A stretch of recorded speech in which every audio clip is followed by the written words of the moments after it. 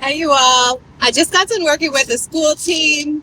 So I'm taking off my little ID badge here. But I had a few things to share on my drive home. Actually, just two things that I want to remind myself of as well as you today if it helps you on your journey. The first thing is this. You can never control the behaviors of other people. No matter how much you think you can, you can't. You'll notice I'm driving, so I'm not going to be looking at the camera here. But that's the first thing. You can't control other people's behaviors. The second thing to remember is you also should not respond or react to everyone's opinion of you, nor should you really hold any weight with anyone's opinion of you unless you are actually seeking out their feedback for a specific reason, or you have a reason that you trust them and they are a specific mentor or coach or colleague friend who you know you can trust. Trusted advisor, etc., a prayer partner, somebody who knows a little bit about you, your patterns, your tendencies, etc. But I wanted to put this out there because, again, number one, you can never control other people's behaviors. The only thing that's within your locus of control is really how you respond. The second thing is this: no one's opinion of you actually matters. They're just opinions. They're perspectives that are filtered through our own way of thinking. So remember this today. When you hear something that you're a little bit like, ooh, where did that come from?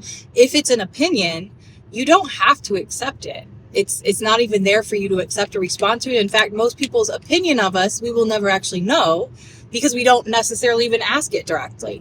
So put aside the opinions and also put aside this false belief that you think you could actually change someone else's behaviors or who they are. No, that is the work of God and all that is holy, number one, to ignite spiritual transformation in our own lives. But number two, it's actually our responsibility to identify in our path the areas that we need to pay attention to, the areas that we need to heal, the areas that are still plaguing us each day that maybe we've turned a blind eye to, or even have blind spots, meaning we are unaware of them.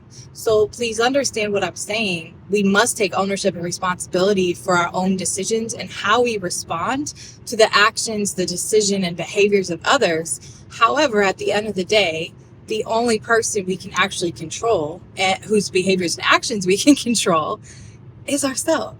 So it becomes really, really important and very vital, I think, at a very pivotal point right now, especially. Specifically, I want to speak to K-12 educators. We have to shift these mindsets that have been so ingrained in us, our own deficit thinking about ourselves and our skills and talents and abilities. No, you were created to do what you're doing. And if you're not, I encourage you to figure out the path that God has for you. But if you know that you're called to be a K-12 educator, you eat, sleep, and breathe it, it keeps you up at night at times, then it is worthy of your time and attention to really know yourself deeply and know yourself well, not only for your own sake, but also for the sake of those students who you get to serve every day.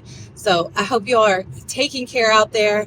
Just wanted to share these words that were on my mind as I'm driving. I often spend time in reflection and silence with the windows down, which is what I'm going to return to. Woohoo!